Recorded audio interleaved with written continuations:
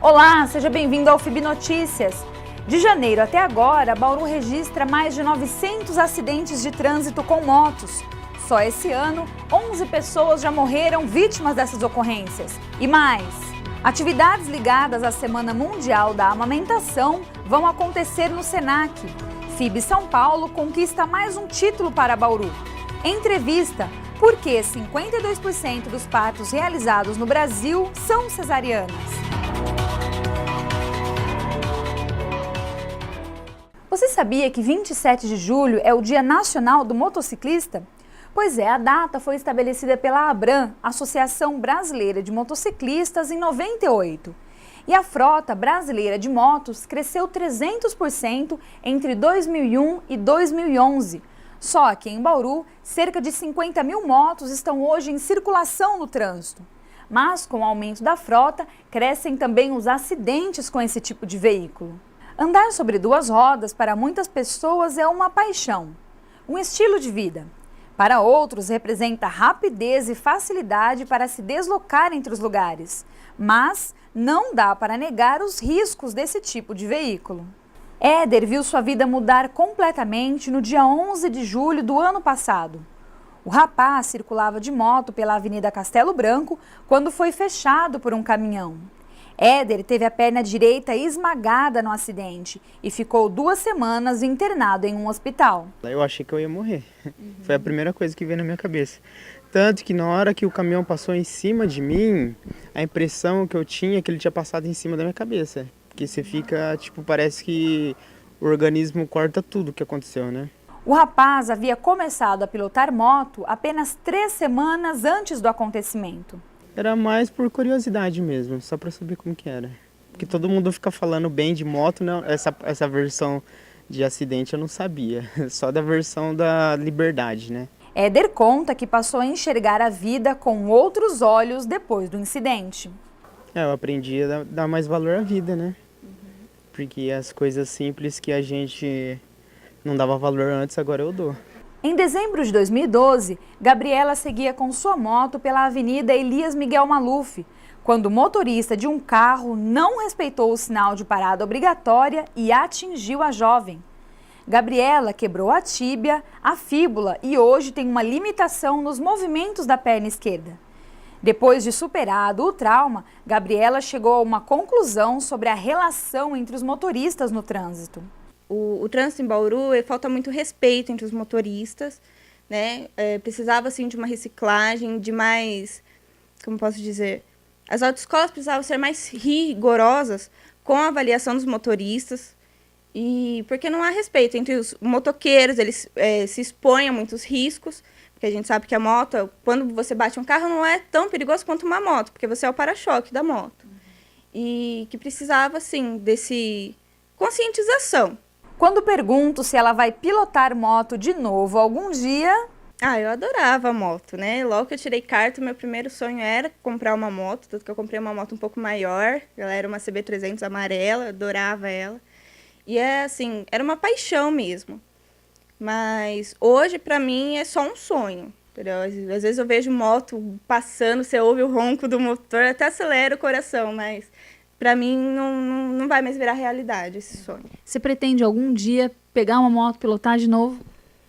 Só se for num local fechado, que eu tenho certeza que nenhum outro motorista vai entrar e pode ser que eu dê uma volta de moto, sim. Tanto Éder como Gabriela são parte das estatísticas de acidentes com moto na cidade. Segundo a Endurb, em 2012, Bauru registrou 1.854 acidentes que envolviam motocicletas. Em 2013, esse número subiu para 2.095 e até junho desse ano foram 976 acidentes com motos. Entre 2001 e 2011, o número de mortos em acidentes de trânsito com moto no Brasil aumentou 263%. Só aqui em Bauru, em 2013, 16 pessoas morreram em acidentes com motocicletas. E esse ano já foram 11 vítimas fatais. De acordo com o tenente da base de trânsito aqui da cidade, 90% das ocorrências que envolvem motos se devem à imprudência dos motoristas. Resultado de ações como pilotar sem habilitação e não obedecer à sinalização. Então a Polícia Militar ela orienta, principalmente quanto ao respeito à legislação de trânsito. E o que entra nisso? O excesso de velocidade, que tome um cuidado principal aí nos cruzamentos de vias, que são os locais onde ocorrem os acidentes mais graves, independente se o motociclista estiver correto ou não. Então que ele tome muito cuidado nesses cruzamentos. A gente pede também para que haja respeito do tocante à ultrapassagem, fazê-la sempre nos locais permitidos, de modo aí a preservar as vidas dos condutores como das demais pessoas. Para Éder, o problema é a falta de respeito entre os motoristas. Não, ninguém respeita ninguém. Tanto que minha mãe tem um salão ali no centro, na Rodrigues Alves, né? E eu vejo muita gente roletando vermelho, roletando pare, não respeita a faixa, para em cima com o carro. O pedestre está atravessando, eles pegam e não respeitam também. Então é uma bagunça o trânsito de Bauru. O tenente Sérgio destaca que o trânsito exige uma convivência pacífica entre os motoristas dos diferentes tipos de veículos. O que a Polícia Militar orienta nesses casos é que, devido ao grande volume de veículos, para se ter uma ideia, hoje em Bauru, aproximadamente 250 mil veículos transitam pela cidade. Destes, quase 50 mil são motos. Então a gente orienta o respeito que um deve ter com o outro, o respeito com o espaço do outro, A educação, todos respeitando a legislação de trânsito, a gente vai conseguir aí ter um trânsito harmonioso. De 1º a 8 de agosto é realizada a Semana Mundial da Amamentação. Por isso mesmo, o SENAC organizou uma programação especial do dia 4 a 8 de agosto. Palestras e oficinas sobre o aleitamento materno vão acontecer na unidade do SENAC em Bauru. Nós vamos ter cursos de aleitamento materno, não só do aleitamento, mas também da alimentação complementar, que é uma das propostas. O aleitamento exclusivo até os 6 meses de idade e aleitamento mais uma alimentação saudável 2 anos ou mais. Então vão ser oficinas que vão ser bem interativas, de aleitamento, do manejo da lactação, como preparar o alimento da criança a partir do 6º mês. E oficinas de aconselhamento. A Semana Mundial da Amamentação é comemorada desde 92 por organizações e representantes de 40 países interessados em promover o aleitamento materno exclusivo. Aqui em Bauru, a semana é realizada em parceria entre o SENAC, a Secretaria Municipal de Saúde e o GAME, Grupo de Apoio ao Aleitamento Materno Exclusivo. O GAME é um grupo exclusivo do aleitamento materno. E ele é composto por vários profissionais da área da saúde. Médicos, dentistas, enfermeiras, nutricionistas, psicólogos, biólogos. Quem estiver aberto a participar desse processo. Então é um grupo sem nenhum fim lucrativo de profissionais de Bauru, que tem o apoio da Secretaria de Saúde e do SENAC. Uma das atividades oferecidas na Semana de Amamentação aqui do SENAC é a oficina de Chantala. Juliana, explica pra gente quando que essa atividade vai acontecer. Ela vai acontecer agora no dia 5/8, às 19 horas. Explica pra gente um pouquinho o que é a Chantala. A Chantala é uma massagem vinda da Índia, onde um médico, o Frederic Leboyer, foi fazer uma visita até lá e ficou muito surpreso que as crianças não adoeciam. E ele começou a se interessar por isso. Então, é uma massagem feita pelas mães para reestabelecer ou estabelecer o vínculo materno. Embora hoje a nossa sociedade tenha mudado um pouco, não só a mãe cuida, o pai, uma cuidadora, mas é para criar e fortalecer mais esse vínculo. E como que vai ser a dinâmica dessa oficina? Se você quiser fazer uma demonstração para a gente. Inicialmente, eu vou explicar sobre a técnica, vamos passar um filme falando da massagem, até mesmo em comemoração ao GAME, e depois eu vou aplicar. Então, as pessoas que vierem para a palestra terão a oportunidade de trazer uma boneca para poderem fazer em tempo real. Tá? A massagem, ela sempre segue do centro para as extremidades, porque a visão da medicina indiana são os chakras, que são os centros energéticos. Então, nós começamos face, movimentos circulares, porque o bebê não fica estressado, mas pelo movimento de sucção, ele acaba cansando as bochechas. Deslizamos para a região da fronte, nariz e iniciamos tronco, sempre extremidades. Algumas manobras são associadas a técnicas de alongamento. Fazemos região abdominal, sempre muito devagar. É importante que seja feita sempre com o contato direto com o bebê, o olhar nesse bebê, que essa é a grande intenção da técnica. É solicitado que a massagem seja feita em média de 15 minutos a 20 minutos, mas que você valorize esse tempo todo com o bebê. Massagem na mão, o bebê nessa fase ele fica sempre com a mãozinha fechada. A técnica da massagem ela deve acontecer até 1 ano de vida, porque depois já desconfigura como técnica de Chantala, porque ele já decide qual movimento ele quer, em que tempo ele quer. Deslizamos para as perninhas do bebê. Fazemos movimentos de torção. Deslizamos da mesma forma para os pés. Trocamos a perninha. O bebê, ele vai se movimentar bastante durante a técnica. Então, o movimento do bebê também vai desenvolver a manobra da massagem. Fazemos o movimento de aproximação das perninhas, que se o bebê tem bastante cólica, ajuda a liberar gases. Fazemos o alongamento, bracinhos e perninhas.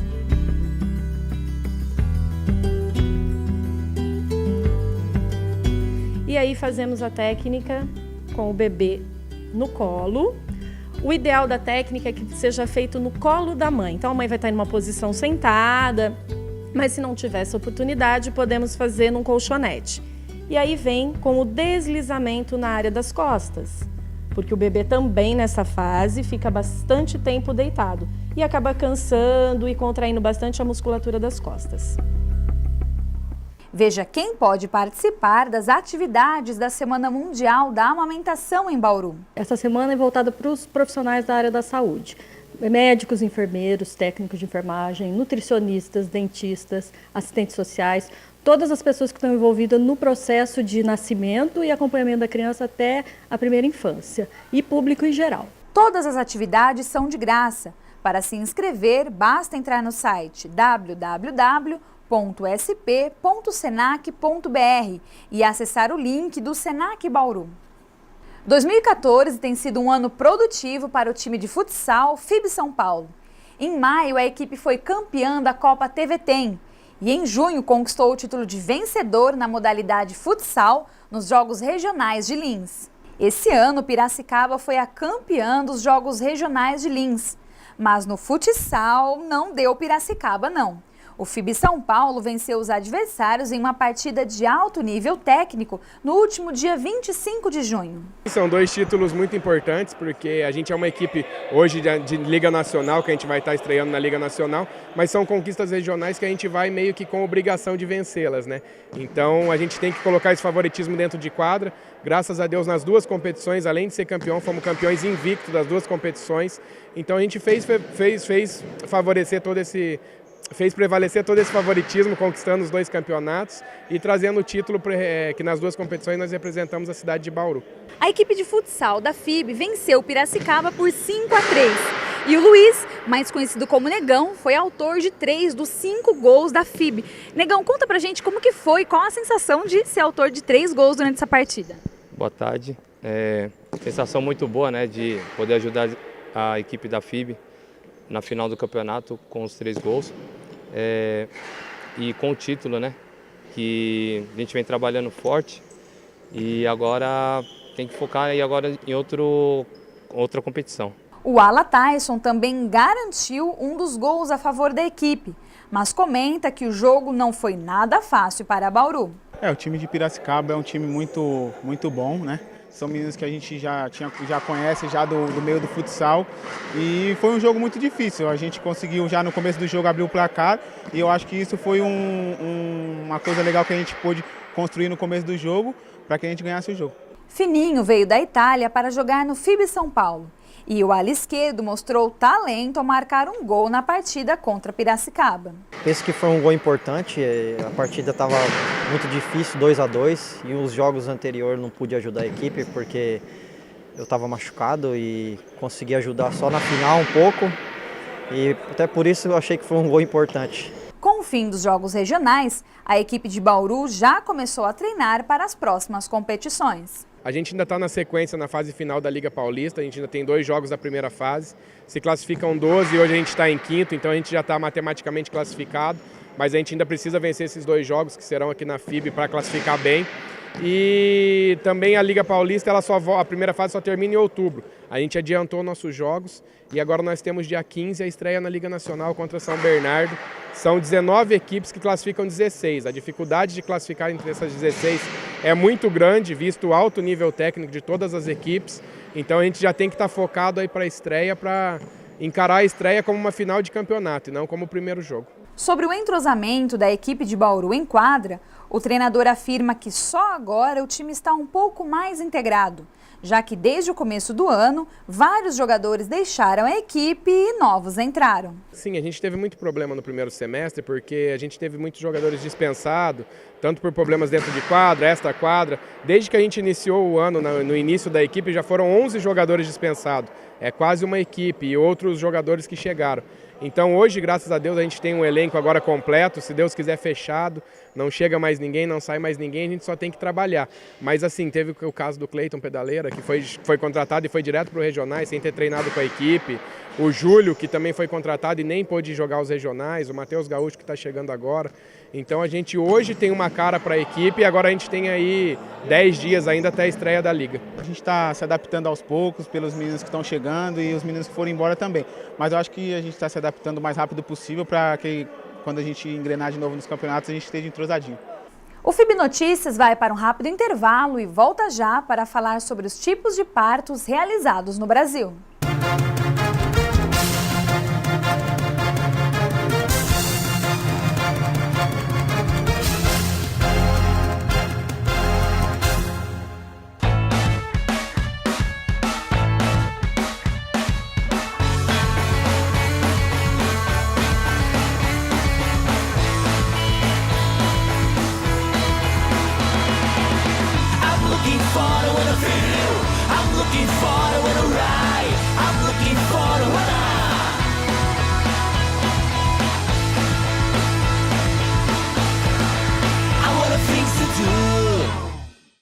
Zariarte, produtos de moda e decoração desenvolvidos em parceria com artistas plásticos, designers e pintores. Acesse www.zariarte.com.br e conheça as obras do artista bauruense Fino Marques.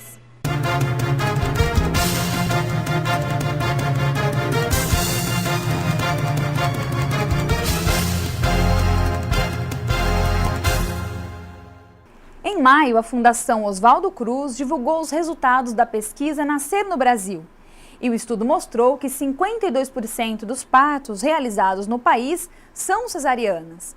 Mas a Organização Mundial da Saúde recomenda que no máximo 15% dos nascimentos aconteçam por meio de cirurgia.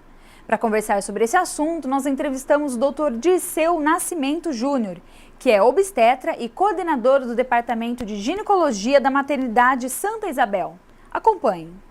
Dr. Dirceu, para começar então, queria repercutir um pouco essa pesquisa da Fundação Oswaldo Cruz que eu citei para o senhor, que diz que 52% dos partos realizados no Brasil são cesarianas. Como que o senhor avalia esse número? Bom, esse número realmente é um número real, é um número considerado alto, porque o Brasil sempre foi criticado por uma incidência muito alta de cesáreas. Realmente acredita-se que o ideal, segundo a Organização Mundial de Saúde, o ideal seria em torno de 15% o índice de cesáreas. Sabemos que esse índice eu acho baixo, realmente é difícil você atingir esse índice, né? Mas hoje nós estamos praticamente com 50% de cesarianas no Brasil, e isso somando, fazendo uma média no sistema público e privado. No privado mais ainda, né? É um absurdo no Brasil. O Brasil hoje tem o título de campeão mundial de cesáreas, por conta principalmente do sistema privado, em que alguns hospitais chegam a índices alarmantes de 90% até 100% praticamente. Aqui em Bauru mesmo, nos hospitais privados, o índice é muito alto. Já fizemos estatísticas a 98% de cesárea. Já aqui na maternidade Santa Isabel, que é a nossa maternidade pública, hoje o índice está em torno de 50%. É alto, mas é um índice que a gente tem o porquê disso. O nosso hospital é um hospital de referência aqui na nossa região, atendendo todas as gestantes de alto risco. Isso faz com que o índice aumente, porque são pacientes graves que nos chegam de todas as cidades da região e de Bauru. Diabéticas, hipertensas, pacientes com prematuridade, bolsa rota, casos realmente complicados e que você, para salvaguardar a vida da mãe e do bebê, termina tendo que, muitas vezes, fazer a cesárea. Uhum. E qual que costuma ser a justificativa, pensando principalmente na rede particular, agora que o índice de cesariana é tão alto? Qual costuma ser a justificativa para essas cesarianas? Essa questão é uma questão que vem sendo discutida há muitos anos, né? Porque, por conta até dessa particularidade no Brasil de ser o campeão mundial de cesáreas. Acho que depois do Brasil só o Chile que tem um índice tão alto, né? O que acontece na rede pública, por uma questão cultural da brasileira, ela pensando que vai sofrer no trabalho de parto, ela vem e fala para o médico que não quer fazer parto normal.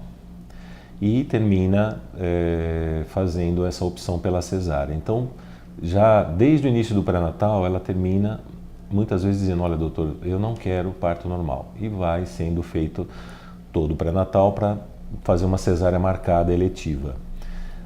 Existem outros fatores também que nós poderíamos elencar em números. A própria questão do médico com muitas atividades, ele termina querendo marcar essas cesáreas num dia único da semana para facilitar as atividades. A questão da própria remuneração, que às vezes os convênios, ou o particular mesmo, não digo tanto, mas os convênios pagam não condizente com o trabalho de acompanhamento, e você termina às vezes optando em fazer uma cesárea, né? Hoje isso está mudando um pouco, as pacientes têm vindo e muitas querem fazer o parto normal.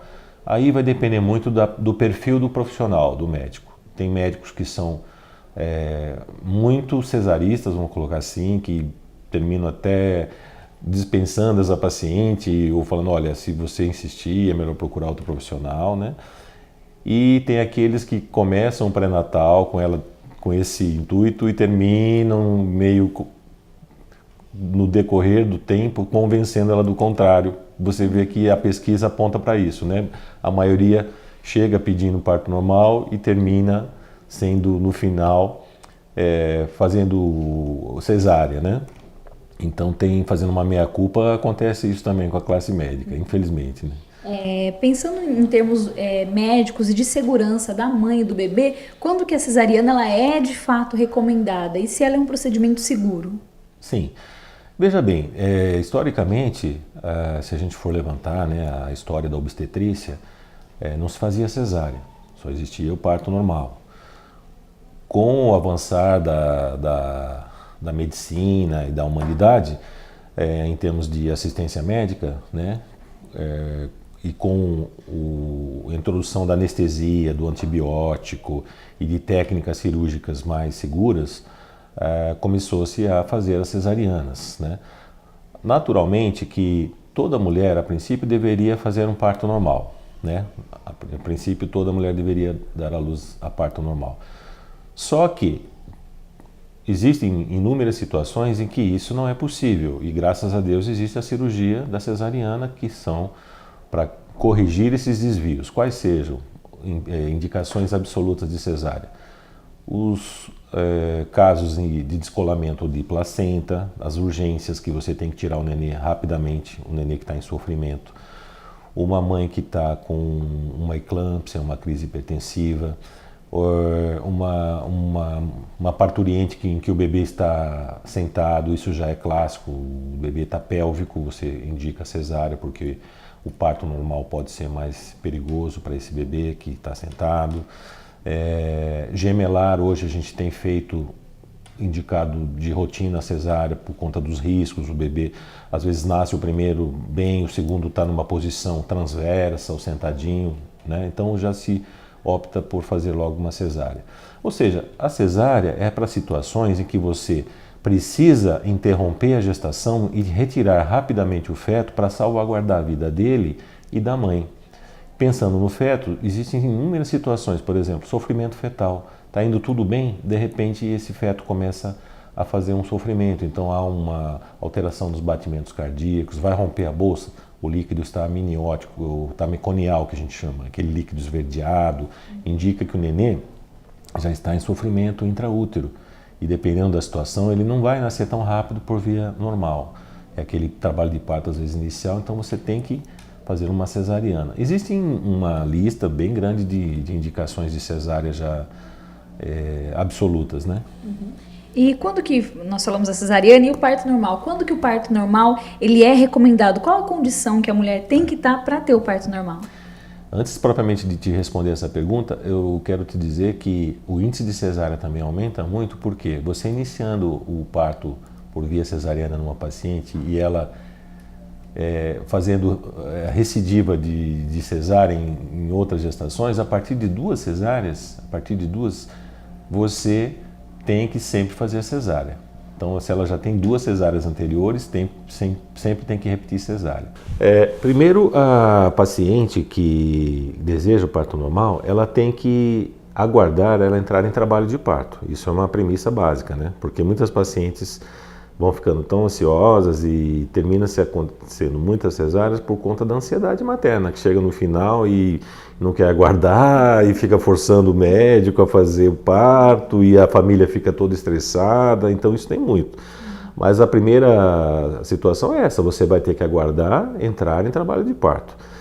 Existe, lógico, um tempo de espera, que a gente fala que hoje um período de gestacional é em torno de 40 até 41 semanas a gente aguarda. Lógico que observando sinais de bem-estar do feto, né, no finalzinho, a cada 2, 3 dias, mas ela tem que aguardar. Se ela chega até umas 41 semanas, a conduta do nosso serviço é internar essa paciente para tentar uma indução do parto. Se for positivo, vai nascer via baixa. Se não evoluir bem, vai se fazer uma cesárea.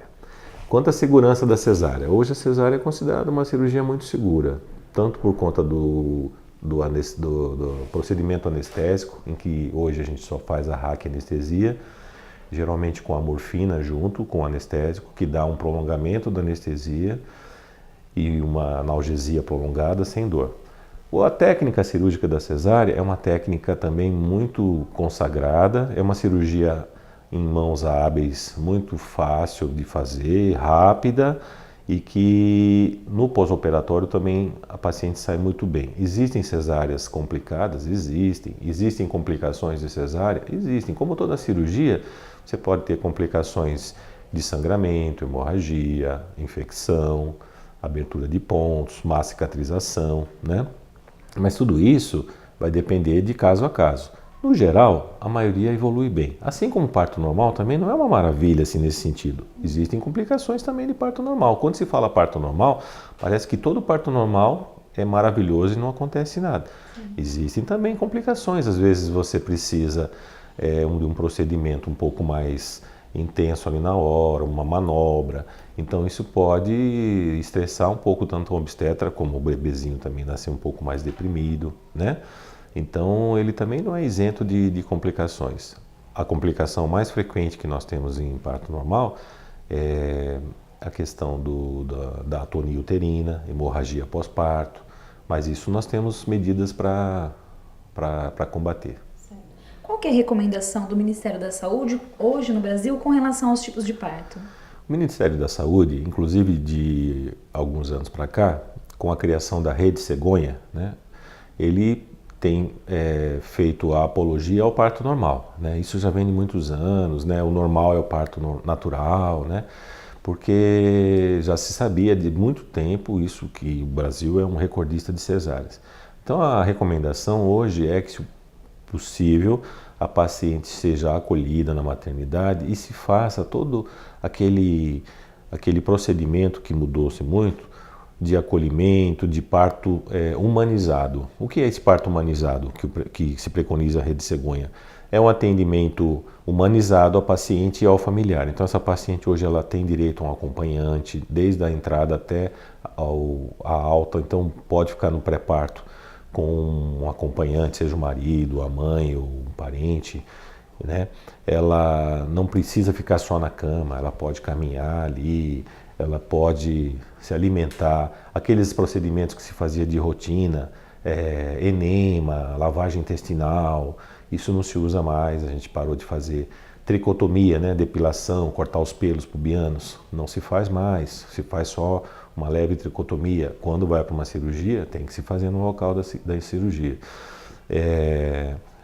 Enfim, existem muitas mudanças nesse sentido. E quando uma mulher entra em trabalho de parto e ela está na maternidade, qual a autonomia que ela tem para receber ou não certos procedimentos, como a episiotomia, analgesia e anestésicos? Existe hoje, né, uma recomendação, vamos colocar dessa forma, através desses novos protocolos da Rede Cegonha e mesmo vamos dizer, da humanização do parto, de que a episiotomia seja menos realizada. A episiotomia trata-se de um corte, né, um pique que se faz no períneo para ampliação do canal de parto, ampliação da vagina para a saída da cabeça do nenê, né, da criança. Isso, até hoje estava comentando com uma enfermeira da maternidade, que houve um questionamento há um tempo atrás de uma paciente do porquê que fizeram episiotomia nela, porque ela não queria se submeter a isso. Nós respeitamos realmente a paciente no sentido de não fazer episiotomia, mas há situações, né, em que você não consegue fazer com que o bebê nasça sem realizar a episiotomia. Então é uma coisa caso a caso. Dá para se tentar evitar, fazer só uma proteção do períneo e o bebê nascer e às vezes vai ficar ali com uma laceraçãozinha, né, leve. Isso sempre ocorre, é muito difícil não acontecer nada. Todavia, existem, por exemplo, primigestas, são períneo super rígido, períneos íntegros, em que você tem um nenezão enorme, 3.500, 4 quilos. Como que você vai fazer esse nenê nascer sem uma episiotomia? Então são situações, uma distócia de ombro, um bebê que você precisa de uma manobra para que esse bebezinho consiga sair. Tem muitas situações, né, que você tem que fazer a epísio. Então, a paciente ser taxativa e falar não quero epísio, não faço, vai ser complicado para a gente conduzir. Mas eu acho interessante a gente não fazer tanto, terminar evitando, mas há situações em que não tem jeito. E assim encerramos essa edição. Escreva para nós, nos dê a sua sugestão e opinião. Basta enviar um e-mail para fibnoticias@fibbauru.br. Fib Notícias, um telejornal a serviço do cidadão.